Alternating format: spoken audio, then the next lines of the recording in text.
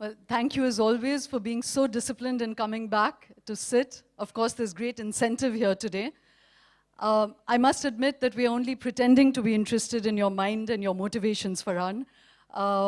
Everyone here actually is the reversal of the male gaze because everyone's here to gaze and to make you pick up your guitar and play. But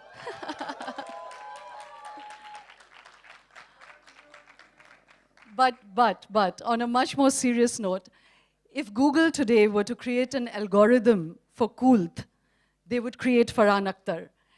He embodies what we would deem to be urban, modern, and when we say cool, it is the essential qualities of being cool, which is to be democratic, which is to have style, which is really to expand the center.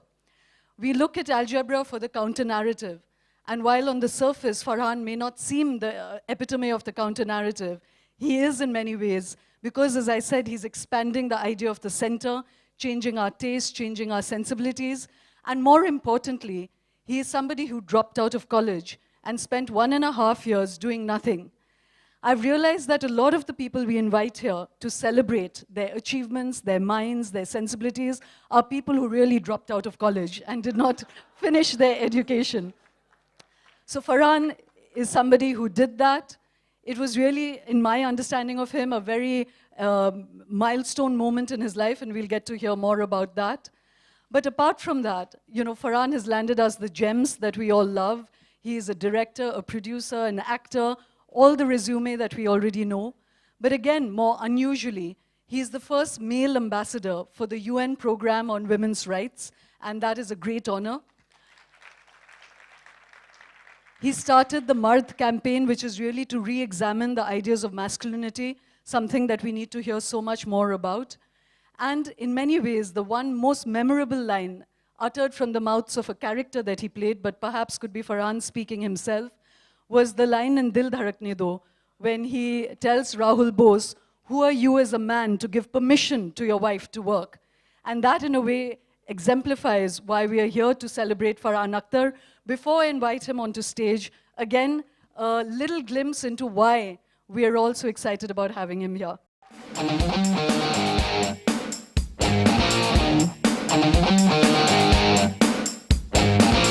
Hey, hey, chalo na, ढूंढे शहर एक नया,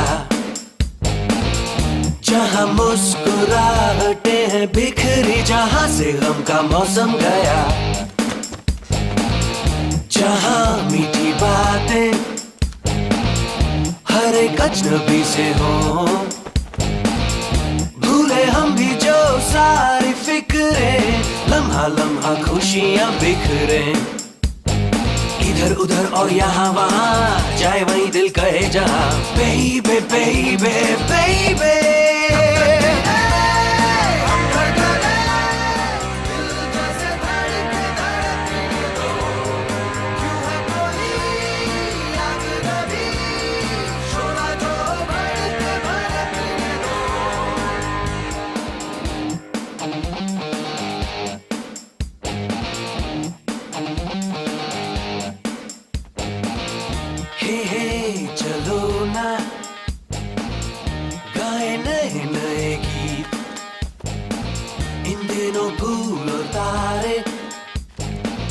कोई भी देखता नहीं, देखे उनको दीवाने हो के कोई कितना भी हमको टोके, खुली हवा हो खुला समा, जागे हुए हो सब अरमा, baby, baby, baby.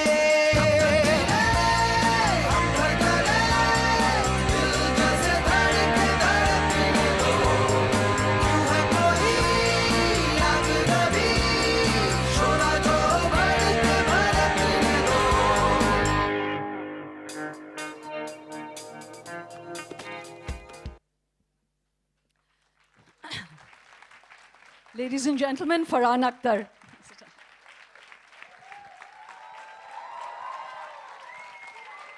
Thank you.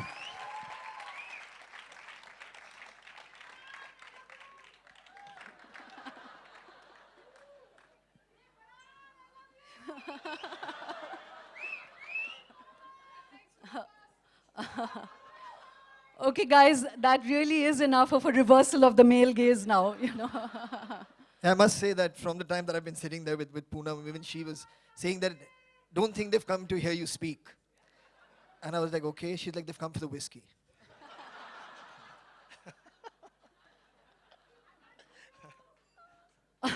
Okay, we appreciate your enthusiasm, but should we really examine him a little bit now? So Farhan, you know, I started with those habitual words that always applied to you, you know, and we did that in the film as well.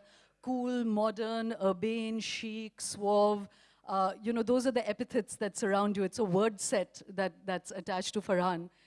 Do you think that sufficiently describes you? What's your own self-image? You know, are there other words we should be attaching we don't know about? You know, I'm very uncomfortable even with what this was, to be honest. It's for, I guess, for you, for other people to gauge what they perceive me to be. I just find myself, like, in all honesty, just an everyday Bandra boy. You know, if anyone has spent time in Mumbai, you know, that's how we've all grown up. That's how we are. And that's how I see myself. You know, I don't have any more prefixes, you know, to an introduction. So I'm just, thank you. Just very grateful for all of it. So let me phrase that differently, Farhan. If, you know, you've often talked about entering the flesh of a character, that you need pegs, you need some entry points into understanding that character. So suppose you were to play yourself, or you were to give us an understanding of you as a character, not as a star, not as just as a human being. What would those pegs be? You know, what are the crucial pieces of what makes up Farhan? I think because of, I think, the family that I was born into, the early years of my life, which were predominantly spent with my mum and with my sister, I think there's a certain open-mindedness that is there in the family. Things are discussed. So I do find myself pretty open to ideas. Also empathetic to the female cause. That's something, because it's been a part of my life. Strong women have been a part of my life. And I've always seen what it is possible for them to achieve when many things don't work for them. You know, so if things were to work for them, it'll be unimaginable what that potential can realize.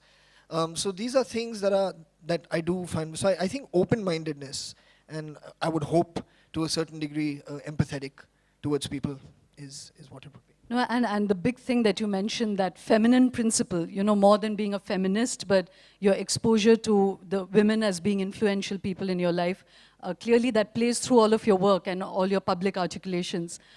Farhan, let me take you a little bit back first into your childhood.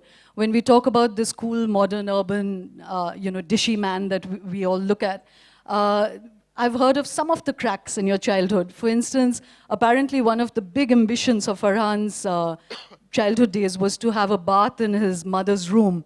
And it's something that he went and pleaded with her to allow him to do. The gloves are off. And when his mother allowed him to have a bath in her room, his sister walked in, or his mother walked into the room and found Farhan with a bucket on top of her bed, bathing fiercely on her bed. So Farhan, can you explain to us why that happened, and what was it, why were you so bent on bathing on her bed? You know, I think I just took people at their word. And Zoya would always trouble me and say, I had a bath in mom's room, I had a bath in mom's room. Never saying in her bathroom. So I just totally imagined that, wow, this is amazing, yeah, that she's allowed to go into my mom's room and have a bath in her room. So one day when they were all out, I decided I'll do it. So I got a tub filled, which I lugged to my mom's bed, climbed on, and just started having a bath. And then Zoya came in and she was like, what are you doing? And then, of course, that was the last time I did that. It was a strict no-no since then.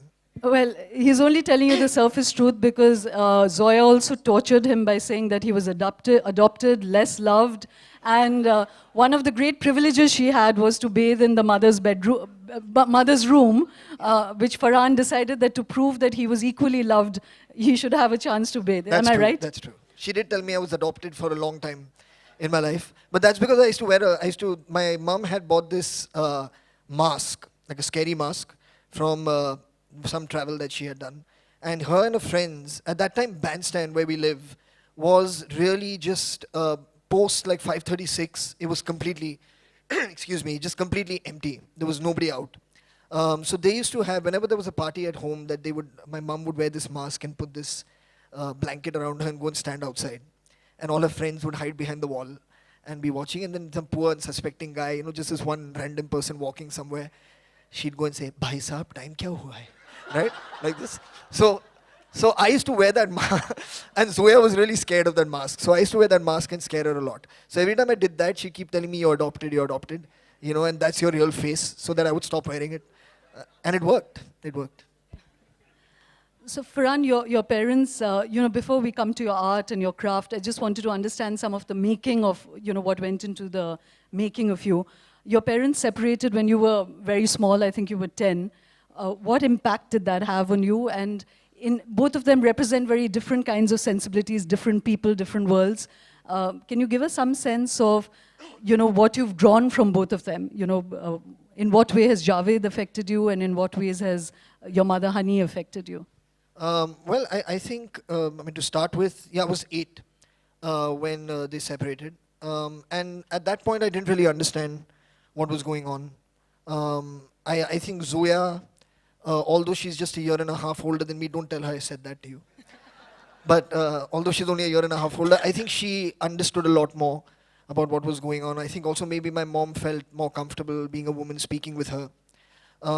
So there was all that. And I think Zoya did keep me kind of protected from, I think, what my mom was experiencing on a day-to-day level. But it took me a while when I was in school. Also, divorces weren't very common back in the 80s. The first time I started realizing that this is not a nice place to be in was when kids say things to you in school.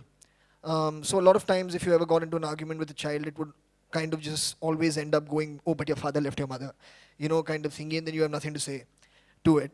And that was something that actually got me really angry about what happened. It was more about that created a lot of anger, which then just came out in different ways, of rebelling against things, just going out, partying really hard, just staying out and really not wanting to listen to anything that my parents had to say, which is why also the whole college thing of not wanting to study. My dad was insisting that you should graduate, and I was almost like, I'm not going to do anything you tell me. So there were all these things, and then finally, many years later, I did speak to him about it. And he kind of explained it to me from an adult point of view, which did make sense to me. But it took me a long time to be able to ask him certain questions. And he was very forthcoming. He spoke about it very openly. I spoke to my mom as well about the same thing. And it just felt like the two of them had reached a point, as mature people, realizing that it's not going to go any further, and it's probably best that they do go their separate ways. But I do give a serious amount of credit to my mom first, because she never ever made Zoya or me feel that we should harbor any kind of anger or ill will towards my father. So that's something she never ever made us feel. She always made us feel that what's happened is with the two of them, and that we have our own separate equation, and that he always loves us. So that was one thing. I always do credit her with that. That was important. And then of course even with Shabana, who was a new person in our lives, but really was very, very gracious with Zoya and with me, very generous with us, with her time, with her energy, with her patience. So those things were, then they just make you feel that, okay, it's okay, it's not such a big deal at the end of it all, but it took some time to come to terms with it. And in terms of them shaping your sensibility, Javed Saab, of course, and Shabana comes from the progressive school. They were part of the left movement, the IPTA movement. Javed Saab, of course, is responsible for some of the greatest cinema in our country. Cinema that really spoke of the other India, which is pretty much missing from our cinema now. Did that affect your concerns, your politics in any way? In what role did he play in your life? What influence did he play, even when you were adult? Yeah, sure. I think his work really has affected many people, me including. And I think because of the originality of it, I think just of him and Salim Saab together, the kind of mastery that they had over creating a scene, creating a character. You really felt like you knew that person. You really understood the world. Nothing was left. Although they didn't write they never wrote melodramatic scenes, but there was still just enough drama for you to feel very entertained by it. Yet at the same time, it always had meaning. It always had a serious emphasis on content, emotional content, dramatic content.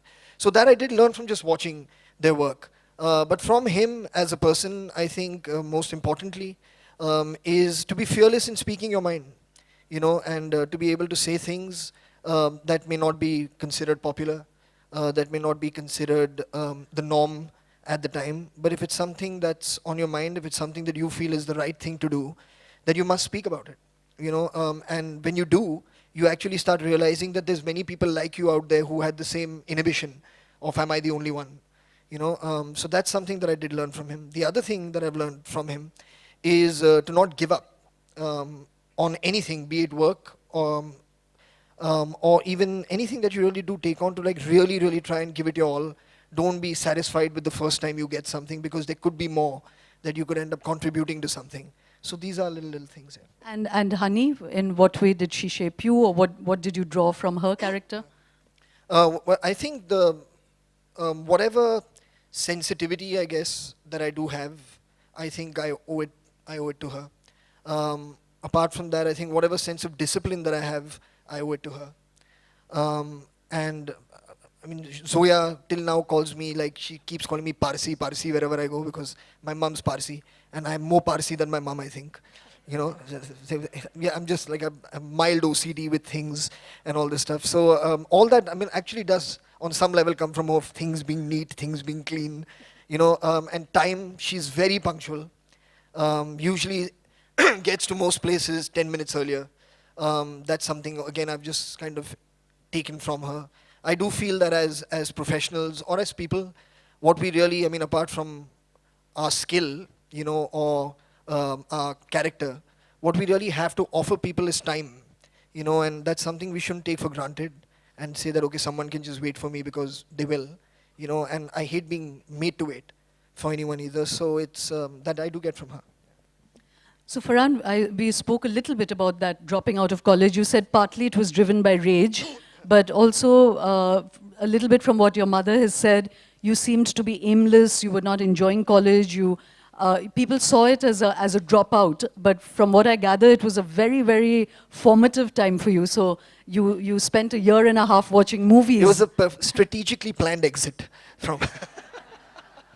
Just before you failed what? Your economics exam. Right. Yeah, something like that. I think the big mistake that I made, which actually when I do go to colleges now and I speak with kids, and a lot of them ask me this question, but you didn't finish college, and here you are sitting telling us about the importance of education. What I always say, the mistake that I made, which I mean I couldn't undo because I had spent too much time doing it, was really not listening to what my heart was telling me that I would enjoy doing. I just went ahead with doing a course in commerce for 4 years, so my first 2 years of college, and then the BCom for the first 2 years. And I had no interest in it. If I just listened to the fact that I enjoy art, I enjoy performance, I enjoy literature, which I was good at in school, I probably would have had a very different experience in college. But all my friends were going to do commerce, and I just felt like I wanted to be with all of them, and somehow that need, I think, for security around me when I got into a new environment somehow just kind of overran the need to kind of just be true to what it is that I wanted to do. So you watched films for 1.5 years, Die Hard 35 times, Sholay 19 times. Please don't be modest. How many times? I used to watch it every day for close to a year, every single day. Because you secretly wanted to be the pulverizing male, or what? No, it's the best action movie ever made. Now I don't know what else to say about that film. It is. I mean, you ask most people who are into action movies, Die Hard will always be on either in the top 3 for sure. Yeah. But Farhan, so to pursue that, in many ways, much more than anything else, watching films was the most formative influence in your life. It informs your work, it informs your sensibility. can you pick a couple whose, your style when you did Dil Chahta Hai it was almost like a golden egg laid perfectly with your own style. It really broke the mold, like we said, with the urban aesthetic. But in other ways, can you pick some directors or some films that really made you the person you are? The good thing was that my mum is an avid film collector. So there was always access to a lot of movies at home because it wasn't easy to rent movies at the time. There was very limited selection. But she used to travel, or when friends of hers traveled, she'd always call for films. So, kept the library open for Zoya and me. She never got into a thing of, oh, this is beyond your age and don't watch it and stuff like that. So we could watch anything. And at that point, I started watching movies, and my father's brother, he spoke to me about, like, I know you love movies, and he's like, maybe what you should do is just pick out 10 of your favorites, like whether they be directors or actors, anything, people that you like, whose work you like, and just watch all their movies and, start writing down what it is about them that you've liked. If you don't like a film, why you don't like it. So I started doing that as an exercise, and I think it just kind of helped me shape a certain sensibility of what kind of movies work for me.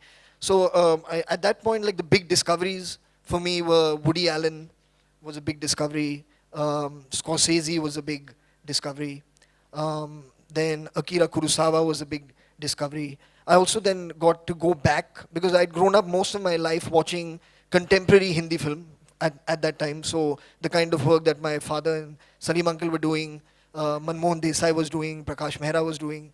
But through this exercise, I kind of went back and I started watching movies of Guru Dutt, of Bimal Roy, of Dilip Saab in his younger days. And it was a completely different kind of movie in a different world. And so it just all collectively, I think, created something. And then when the time came to tell a story, I was just like, I want to tell my own story, because that I think that's what registered most. That most people that you like end up talking about stories that are about them. And that's really how I think Dil Chahta Hai happened. So I'm going to come back to Dil Chahta Hai and what it says about you and the life you led. But before that, a little bit more about your childhood. You've always been strategic, it seems, because apparently you used to faint a lot in class. And you've had this antagonistic relationship with studies always. You were also, you tortured other children like Zoya tortured you. You made them believe that you fly in helicopters, and you were always lying and you were always role-playing. Can you talk about some of those anecdotes? I'd like to believe like I was testing my creative skills on an upcoming audience in the future. Yeah, but I don't know. I just love telling people stories, and I would make things up all the time. Get into trouble a lot of the times that I made up those stories because my mum couldn't bear it. And Zoya was the only one who could tell if I was lying. And she was very annoying when we were kids. Now I understand it. But she would always come and tell me, if you don't go and tell mom that you've done that, then I'll have to go and tell her. Right? So you should go and say it. So I used to have to go, cursing Zoya all the way there. But yeah, I used to tell kids I come to school on a kite. I go up to the top of my building and I jump off, and then I arrive here, and you should try it sometime. It's really So one kid did try it, or at least tried to. And his parents stopped him, and then they came and told the principal that this is what this boy has been telling our son. So my father was called, which was not fun. Yeah, so these things did happen, yeah. Well, you know how convincing a storyteller Farhan is, because he told some children who he was riding with in a school bus that he comes to school in a helicopter, and they believed him even though he was in the school bus with them. So clearly you were born to be a good storyteller, Farhan. So let's come to Dil Chahta Hai. You said that in many ways it was your story. What aspect of that, the friendship, of course, one can understand, but many of those were really about different aspects of love and love relationships. Which of that was true of you at that time? I think at that age, you're kind of obsessed with it. Like the whole discovering women experience is like a very big part of any young man's life. And to try to figure out, is it a serious thing, is it not? And of course, again, depending on different personalities of people, like the characters in the film, you have different reactions to to meeting someone. At that age, I think I was possibly closest to what Saif was like. I was always confused and I used to just fall in love with every single person that I dated even once. And my friends would make a lot of fun of me, like the friends in the film Make of Saif. So he's probably the closest to me at that age. But there were friends like Amir, like Akash, who were extremely very funny, but very sarcastic, and were just like, I mean, don't have anything to do with anything serious. And then there were some who were very committed and things. So I mean, I took all of that, took a lot of events from life. Like a friend of mine did go to Goa, didn't get robbed, but did get dumped, in Goa, and had to come back by himself. So things like this did happen. So I just took all of it, put it into film, because it was about us then. Where did you get that refinement as a director? Had you been training? Did you AD with others, or was it really a kind of sui generis that you managed to have such a refined film as a director? Well, I think firstly, watching a lot of work did help, because there's a certain understanding just from watching again that you get of camera, you get of editing, you get of the importance of visual presentation in a film. It doesn't necessarily have to be a good-looking film in a pretty sense, but it has to be true to what it is that you're trying to create. So that I did understand. And then I worked with a gentleman called Adi Pocha for 3 years in advertising, and he was an amazing guy. And he really, I mean, he instilled the discipline of writing in me, and he probably noticed that there is a certain creative streak in this person, and let me try and get it out from him. And he just gave me a simple exercise. He would be like, I want you to wake up, and when you come to the office, I want you to spend the first hour just sitting in front of this computer and writing down whatever comes into your mind. Like, I'll give you any work that I need to give you only after that.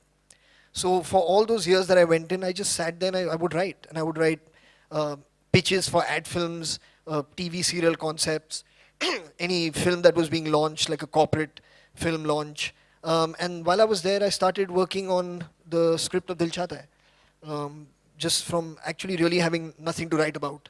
And that's how it happened. So I'm very thankful to him that he kind of got that discipline instilled in me. So Farhan, from extreme success and instant success to making a film as ambitious as Lakshya and it flopping in the box office at least, what was that experience like, and how did you cope with that? What did that teach you?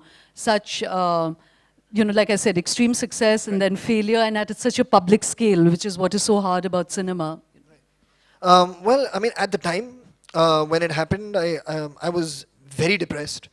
I had worked not just me, of course me, the actors, the crew, everyone had worked really, really hard on that movie. And so we were all very sad that it didn't do what we hoped that it would. But I think the lessons to learn from it was that, on some level, I guess, your intentions can be as honest, you can work as hard on something, and sometimes people, it doesn't work, and you have to accept that, especially in the business that we're in. So that was a big learning from that movie, and somehow to also understand that appreciate success when it happens, and you have to also learn how to deal with failure, and that was something that film did help me learn. But I must say that over the years, and with all the various travels, again, within to colleges and to places that I've been doing, it amazes me how fondly people remember that movie. And it amazes me the amount of people who I've met whose family members have gone and joined the army because they saw that film. And although I don't like the term personally, but they call them the Laksh casualty, is what they call them. I wish it wasn't a casualty, but that's what they're called. They're called the Laksh casualties when they were, because they saw the film and they said, we want to join the army. So that makes me feel really good, because one of the biggest driving forces to making that film, excuse me, when my father wrote it, was when on Kargil Divas, when he had gone there and he had spoken to a senior officer, that person had told him that, for all the appreciation and the admiration and the respect that the Indian Army gets, every single year the number of people enrolling as officers is going down. So one of his prime reasons to make this film was to try and inspire people to join the army. And so when that happens, that makes me feel really good, and there's success in that, and it's also, I guess, helps you understand that all success in film can't only be quantified by box office. Sometimes there's success beyond that that has nothing to do with money. Farhan, you've spoken.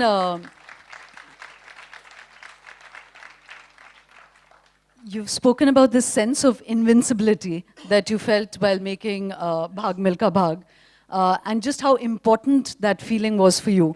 Can you help us understand that? One, why were you feeling invincible at that time? And secondly, why was that feeling of invincibility so important for you?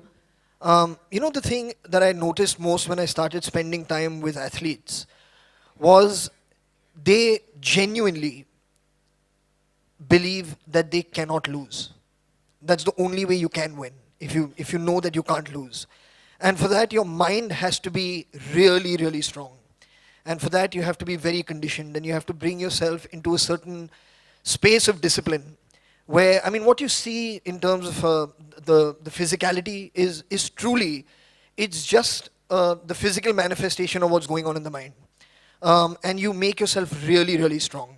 And you feel like no matter who I'm racing against, no matter what comes, I know I can beat it. So when you step out onto that track, because I knew I'd be competing against athletes that were coming in from Australia, from South Africa, from Japan. They were athletes coming in. We didn't want to bring in actors pretending to be athletes. So we said we're going to get athletes in.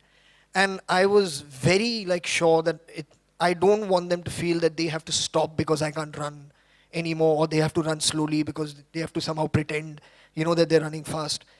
So that's something that I wanted to do when I walk out onto the racetrack with these people.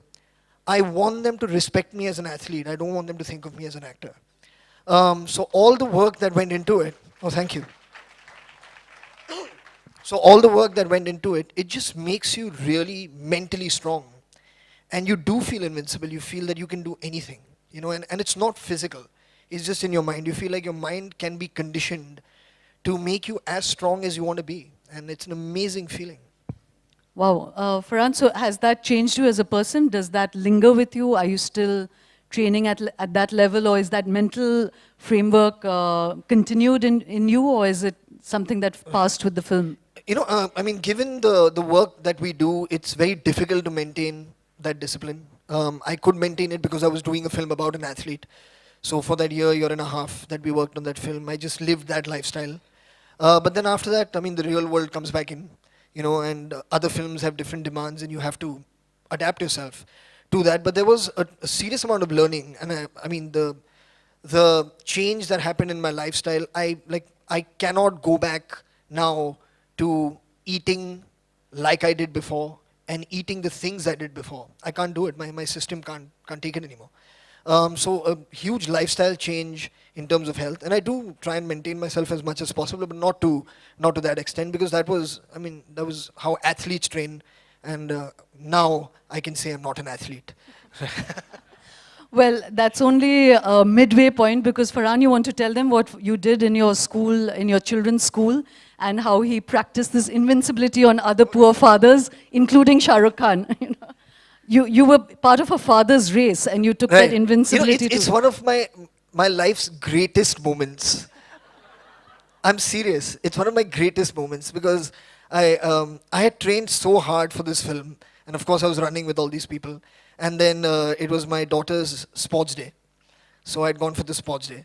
And they were like, oh, now can all the fathers please come for a race?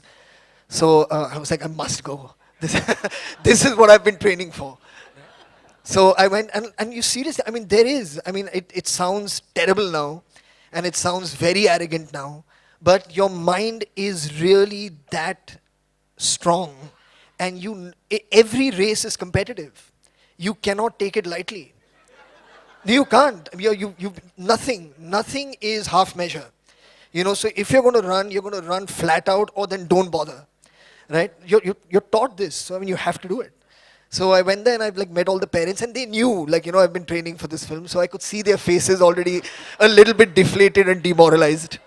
So I just went up. I'm like, I'm really sorry. I'm really sorry. I'm really sorry. Before the race even started. Well,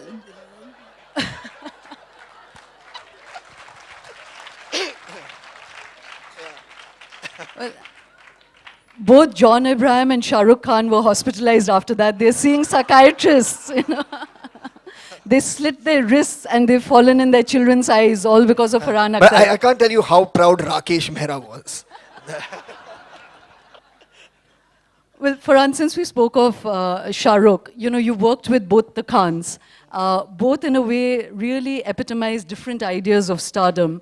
Can you talk about them? And, you know, what about Shah Rukh appeals to you, and what about Amir appeals to you? And what about the two of them as antithetical to each other? I mean, that's, I don't know, it's difficult to say. I mean, I think the thing that's common between the two of them is that they really want to make the best film every time they work on a film. You know, there's no excuse for anything not being as good as it should be.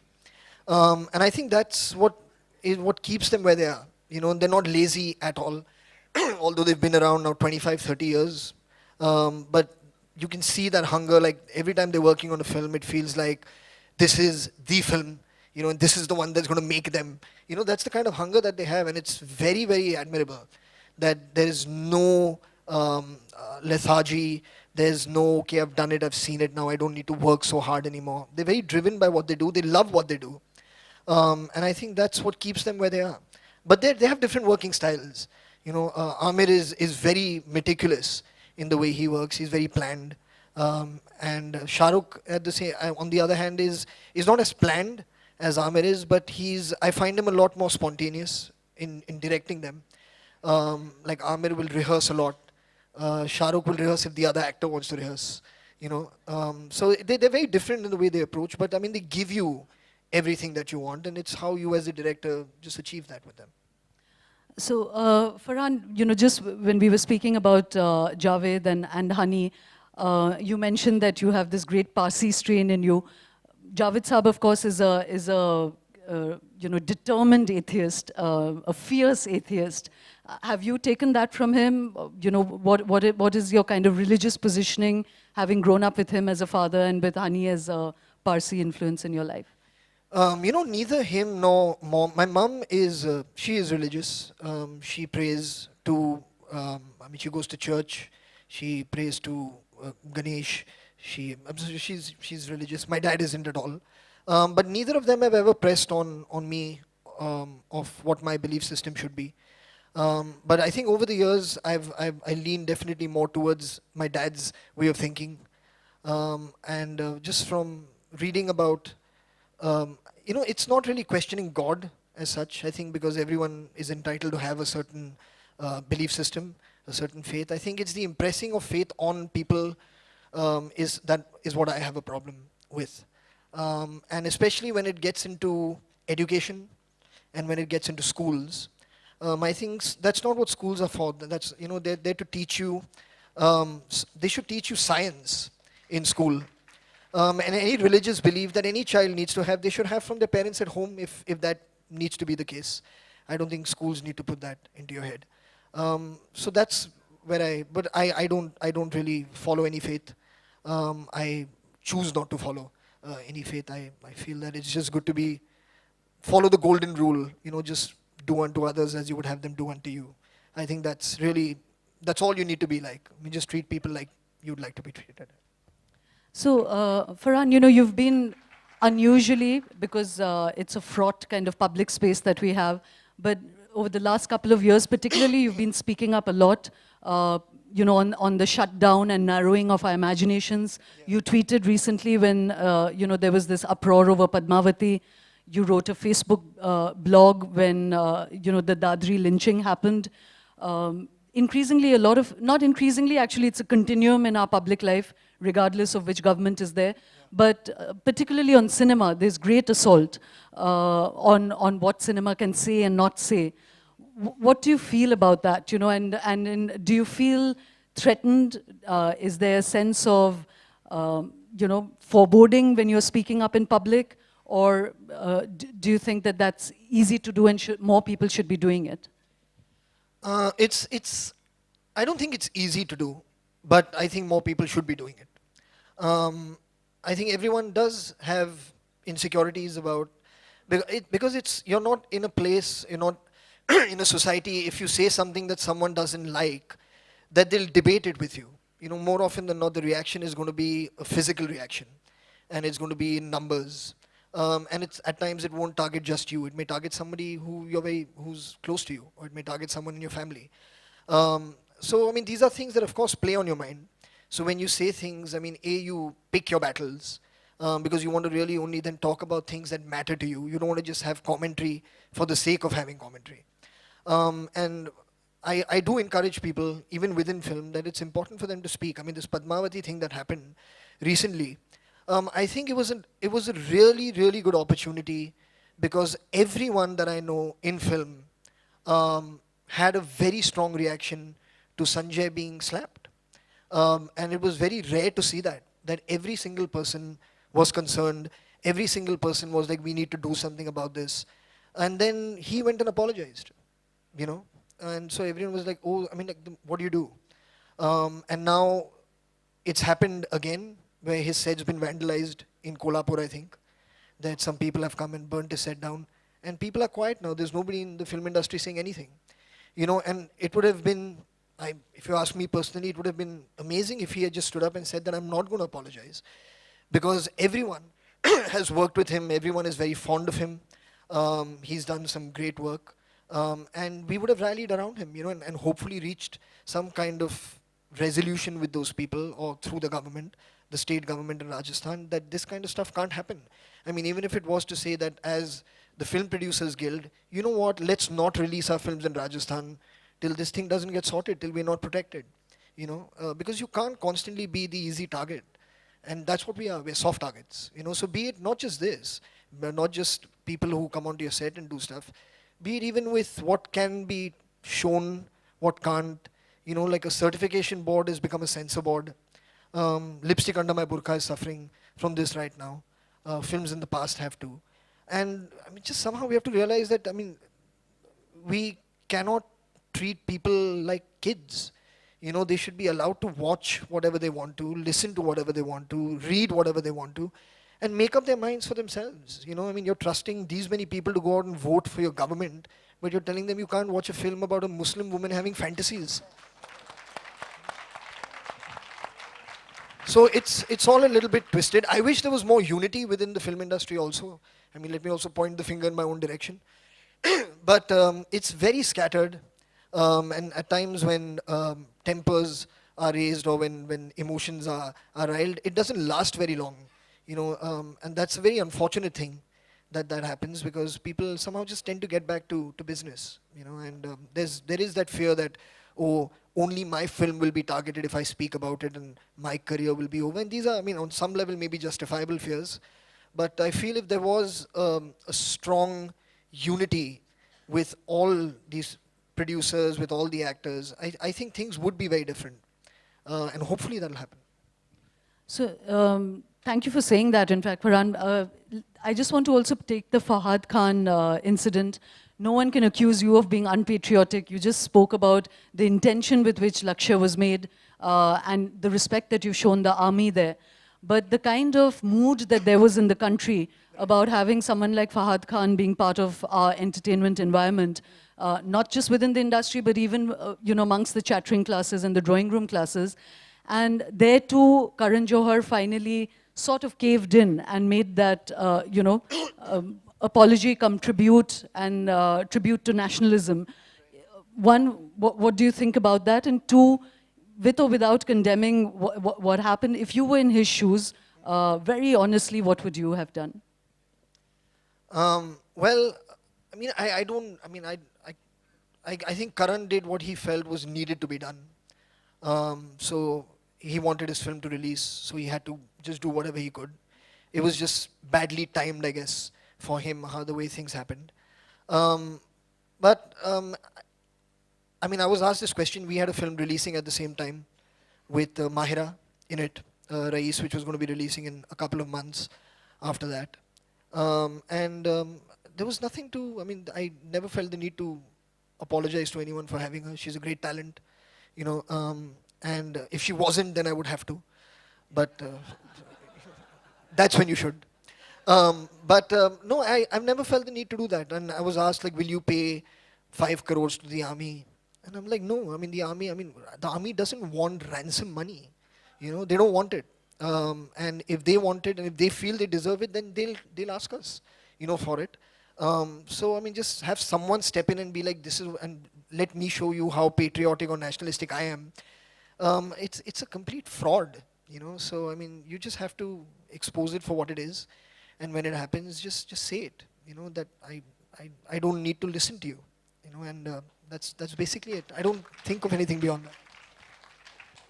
So, Farhan, we've spoken about this intolerance around creative expression, and you know that really is a kind of continuum. Every government, you name it, Congress, CPM, left, right, you know, everybody Sorry, has but had I the must same tell approach. you, know, I mean, the thing, even with Fawad, even with the Dadri thing when I'd written about that blog, it's amazing. I mean, like you're mentioning about Laksh, or be it Bhag Milka Bhag. You know, when when the films release, I mean, suddenly you're like the most patriotic person in the world. And suddenly you write a blog about something that's really troublesome, and everyone's telling you go to Pakistan. You know, it's true. I mean, you know, they're like, why don't you eat pork then? You know, that kind of stuff. And I'm like, firstly, will you ask me whether I do eat pork or not? Because maybe I already do. You know, and I do. It's great. It's tasty. It's delicious. Bacon's my favorite. But they've just assumed, you know, like they've put you in a box, and so when they want to say anything about you, they just know which boxes to like kind of try and go in, and anything you've done, anything you've said in the past, none of it matters. What matters is just there in that moment. You know, the fact that right now you're sounding anti-national because you're saying it's wrong to go and lynch a person in his house and beat him to death with bricks, you know, for something that you can't prove. So I mean, I don't know how that works. So Farhan, we're going to move away now to poetry and to you know, your music. But before that, you know, this engagement you've had with with masculinity and through your Mard campaign to redefine the idea of masculinity. One, can you talk about the incident that made you start this campaign, and also, you know, how have you been thinking through this idea of masculinity? Why did you choose that mustache? You know, what are some of the maybe criticisms you've had around the campaign? Can you talk us through this entire journey? There were, excuse me, there were a number of incidents. I think the first time that I really felt like I need to do something, because there was anger about reading things in the paper every single day. Unfortunately, you have to read it every single day. There's no let. But the first time I really felt like I wanted to do something about it was when there was a molestation that had happened in Assam, in Guwahati. Some girl outside a club was dragged around and really molested. And then later there was a journalist even involved in it. He was a friend of some journalist who said, let's do this and then I'll shoot it and it can be some breaking story. So it was all very twisted. But that was the first time I felt like, you know, things are just a bit out of control. And I need to figure out what I can do. Then there were more incidents of children being abused, like 5-year-olds, 3-year-olds, 10-month-olds. And then, of course, what happened in Delhi in December.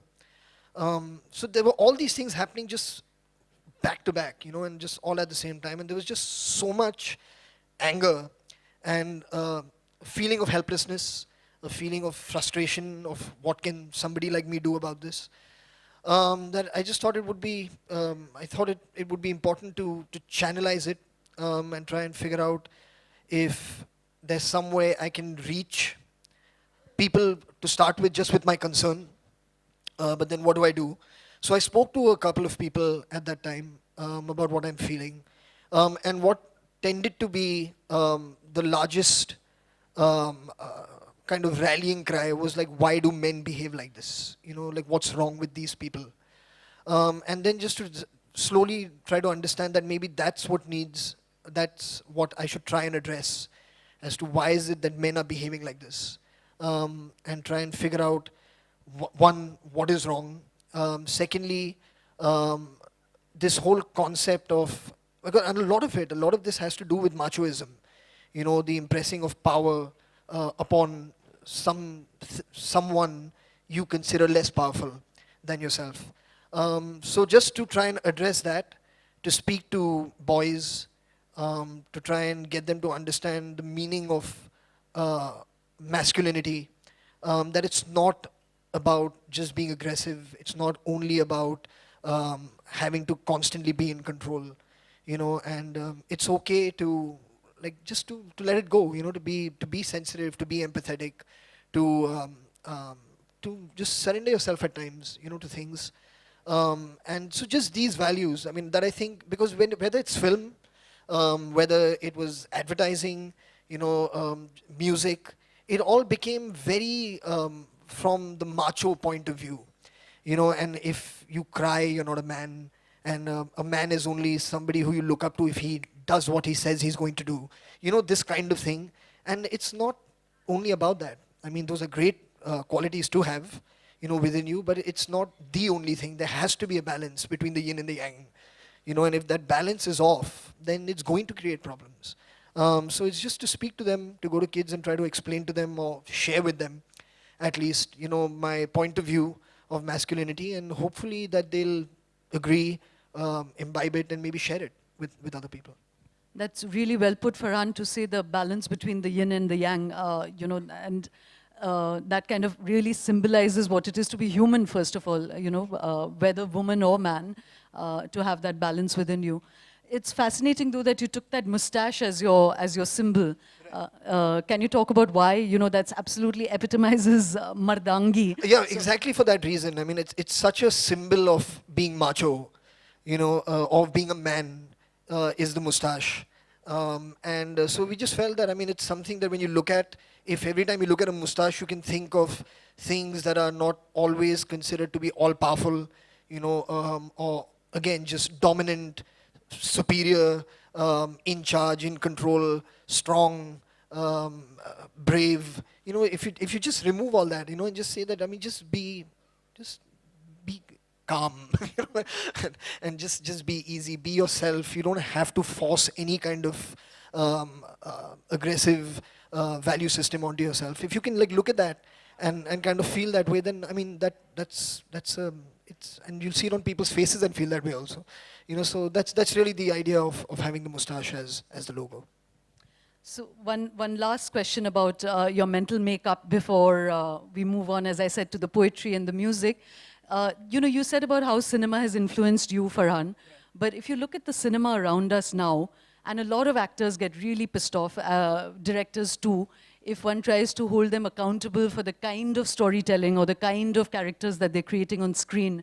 But if you look around you now, everyone, even the superstars, they're always playing the pulverizing male, you know. Even our action drama, emotional drama, a lot of it is about the dominant man, exactly the kind of masculinity you're trying to break down, really. Do you feel critical about that, about the kind of cinema that your peers and your contemporaries are making? You know, the thing, I do feel it's changing. And do you feel cinema can influence society? No, of course, I feel it does. I really, and especially here, I feel that it has a tremendous amount of influence. And ideas that we put out, impulses that we put out, they do affect a lot of people and they reach a lot of people. For me, the largest concern in film was the portrayal, the skewed portrayal over the years of what wooing, the process of wooing had become. That was something to me that was always very frightening. And the fact that it was, I mean, from actually being romantic to being borderline stalking, to actually stalking, to at times almost vindictive, you know. And these things, I mean, what I think is important to understand is we get all our ideas of how should I be with a person, you know, how should I be with a woman when I don't really know. How do I learn? I'm not going to go and ask my dad, or I'm not going to ask someone, you know, like, what do you do? What do you say? You just take in what you see around you, like whether it's pop culture references, film references, what you read, what you're seeing on television. And you just create an opinion of, okay, this is not.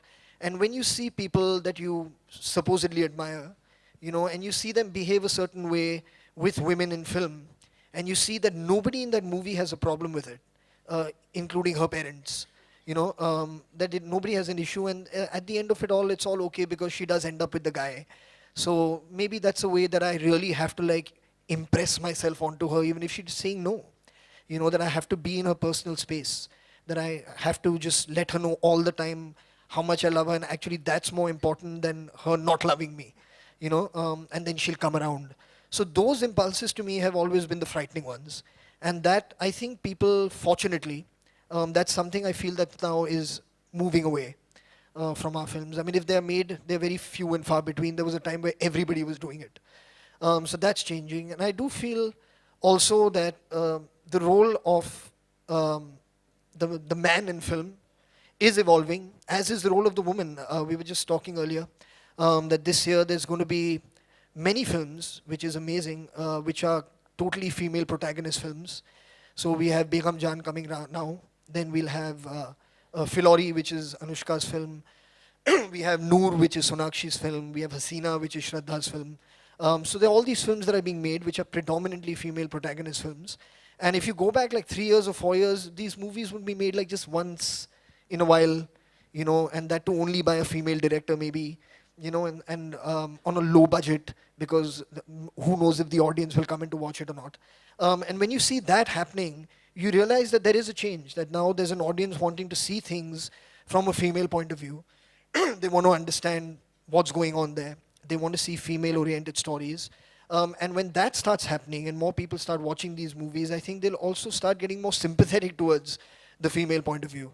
And I think that'll be, this trend is a good thing. So Farhan, okay. Lunch break. Lunch break. Yeah. So I'm sure the audience has a lot of questions, but before that, you have to sing for your supper. So, of course, we want you to play, Farhan. But before you play, can you read from memory? I don't know if you've got any with you. A couple of poems, your own, your father's. Most of my own poems I've put to song, so maybe I can do that for you when we play that guitar and sing. Yeah. But maybe before we sing, the ones that I do remember verbatim that are written by my father are the ones from Zindagi Na Milegi Dobara. So maybe we'll just do a poem from that one. Any preferences of which one you'd like it to be? The one on the boat. That's the one I remember least. Thank you. But we'll try.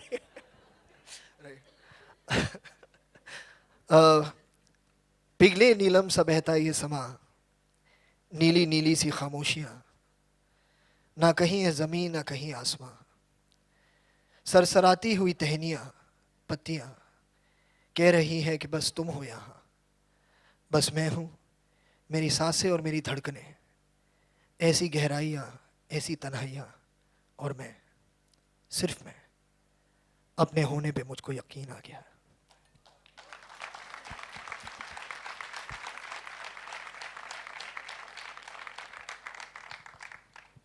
And now, Farhan. And now. And now, the part we've all been waiting for. I don't know how I'm going to do this with... the mic? Yeah. We can quickly... yeah.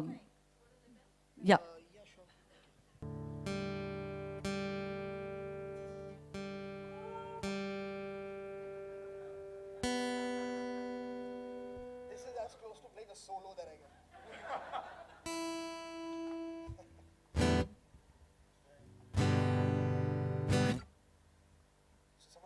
Are you getting the lapel?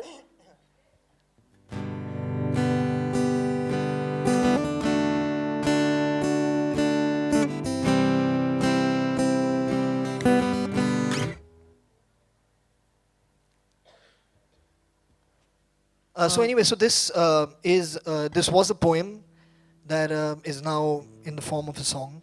It's something that I had written after the attack that had happened in Peshawar, in that school where over 200 children were killed.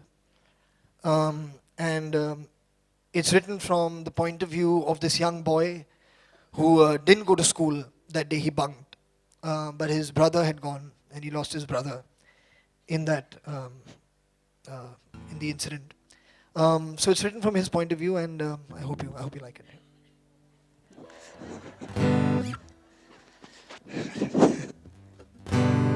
Check, check, check. Can you hear me? All right.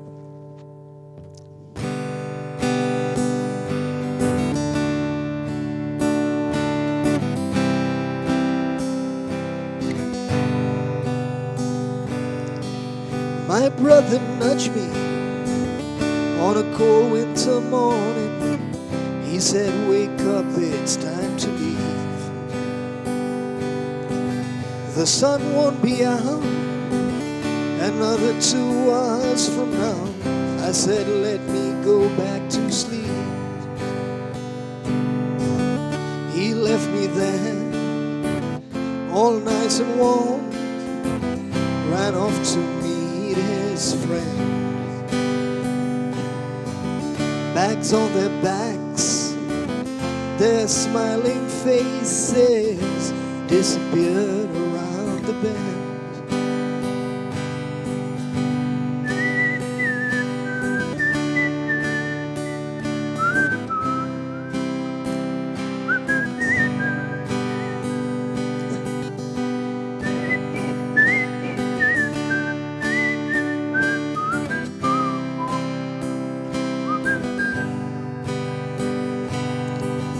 Crying out, I awoke, mother twisting my ear. She said, can't you be more like your brother? In my heart, how I wished I was her only son, never compared to another. She loved him more, also I thought he was her special one. Her pride, her joy, her golden boy, her shade in life's harsh sun. Why couldn't it be me? Why couldn't it be me? For my mother's love, for my mother's sake. 2, 3, 4.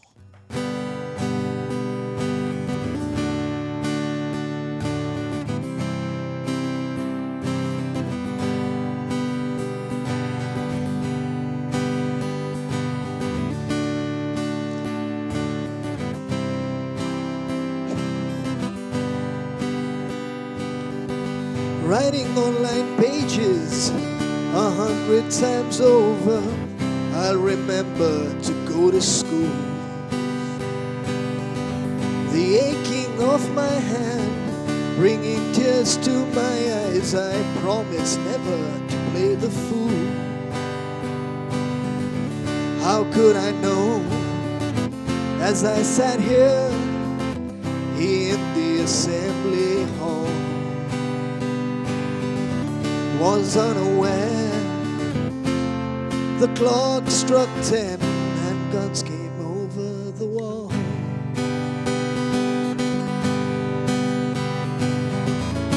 Why couldn't it be me? Why couldn't it be me? For my mother's love, for all my sins,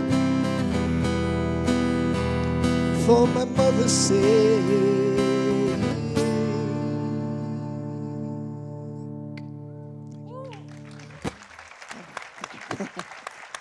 Thank you. Thank you.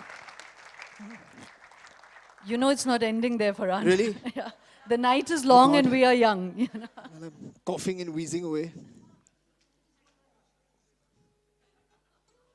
That's someone very moved by your music, Yeah. Farhan. How nice. Moved out of their seat. Okay, next request. Right. Sorry? Is to stirring. Right. You know, I had actually decided a while ago I want to stop doing covers here. So, but we can. So that's it.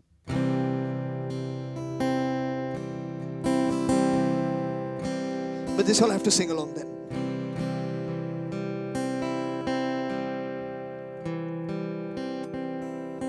तुम हो तो गाता है दिल तुम नहीं तो गीत कहाँ तुम हो तो है सब हासिल तुम नहीं तो क्या है यहाँ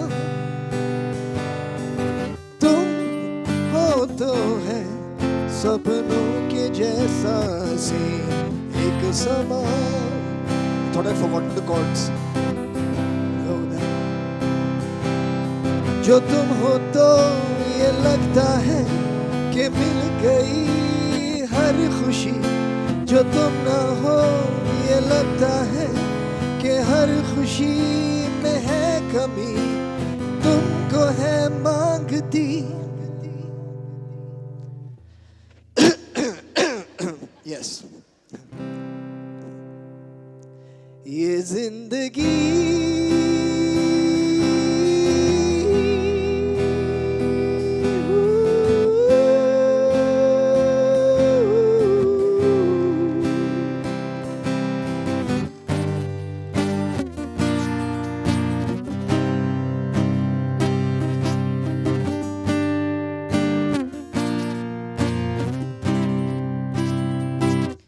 तुम हो तो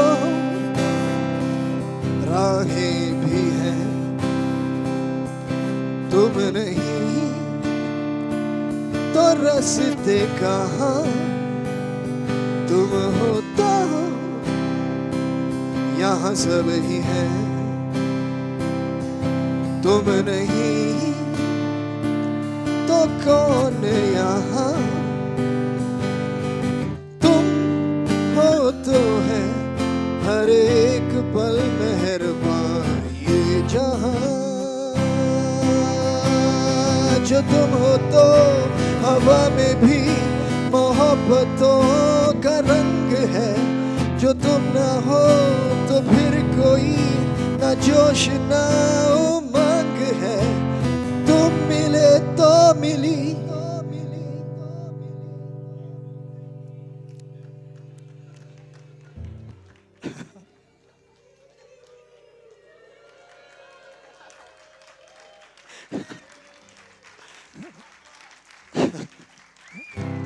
ये जिंदगी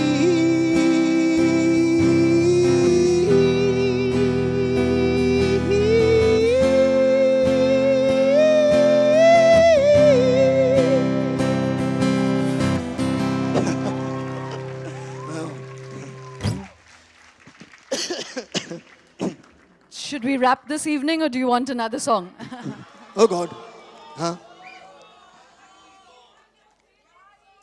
My favorite song.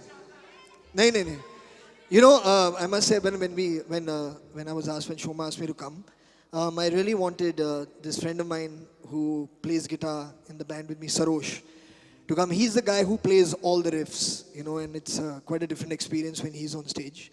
Unfortunately, his father passed away, so he couldn't come. But we'll come back, Sarosh and me, sometime. Yes, hopefully, please. and have an evening where we can do a lot more songs. So thank you very much.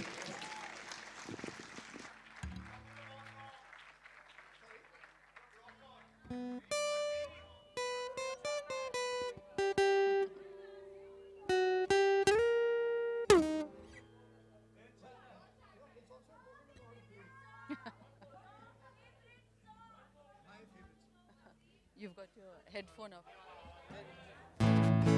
Farhan, they'll just put the headphone back on you.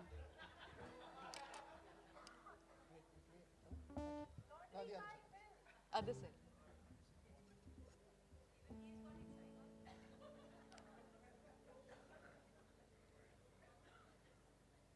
So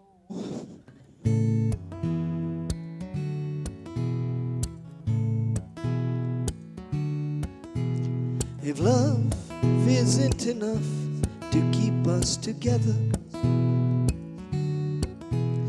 to keep us protected in blustery weather,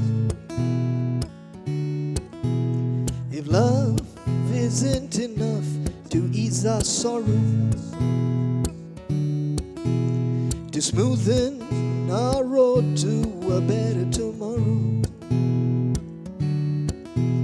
And yes, life could get tough, and short times could get rough, but no matter what we do, there's no chance we're gonna make it through. If love isn't enough to feel one's existence, to feel optimistic in face of resistance, if love isn't enough to stay true to your heart, to stay a believer, don't ever fall apart. And yes, life could get tough, and short times could get rough, but no matter what we do, there's no chance we're gonna make it through. If love isn't enough, yeah.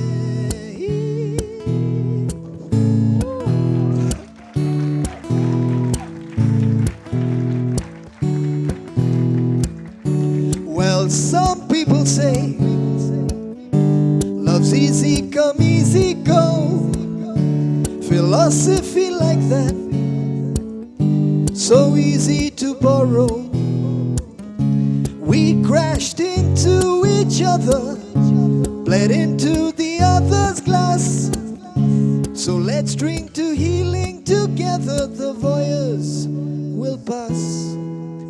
And yes, life could get tough, and short times could get rough, but no matter what we do, there's no chance we're gonna make it through. If love isn't enough to keep us together, to keep us protected in blustery weather, if love isn't enough, isn't enough, if love isn't enough,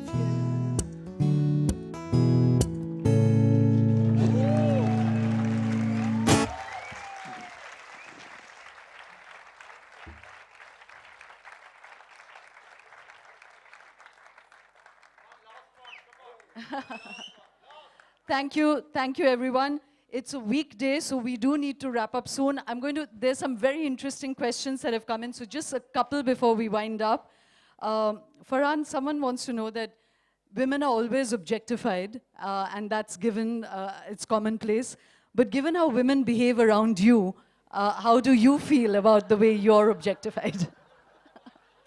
I love it.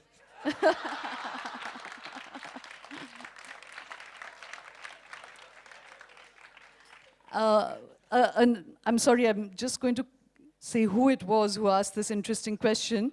Sri Ram, who says that it's taken you many years to come out of your shell and really express yourself and be yourself. Was there a defining moment that helped you? Was there a defining incident in your life? Wow. I think probably the most defining moment that's made all of this possible was many years ago when my mom threatened to throw me out of the house. I think that's really, it gave me so much motivation to go out there and do something that it sustained me till now. Okay. And you mentioned so much about what Bhag Milkha Bhag did to you. So Yadav Mehra wants to know, what are your fitness secrets? What was the food, exercise? What did you do to get there? You know, I could actually show you. I can reach from here to the door in 5 seconds. No. And all eating kaddu.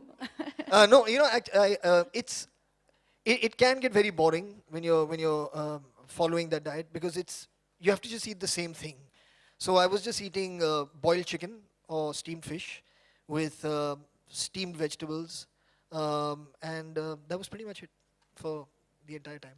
One last rapid fire, and before that, Zoya, not your sister, wants to know if you hide your emotions in real life with humor, like you did in Zindagi Na Milega Dobara.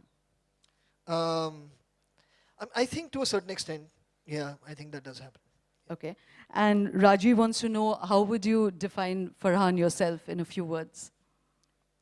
At this moment, I'd say hungry, um, slightly thirsty, but but no, I think probably, I mean, if anything, I just like for people to feel that you're someone who did whatever his heart told him to do, and I think that would be nice. Thank you very, very much, Farhan. It's Thank really you, been thank wonderful you. having you here. Thank you. It's been fun. And the great takeaway really is, like Farhan said right at the beginning, to be open-minded. Having you here has really reinforced that. Thank you so much, Farhan.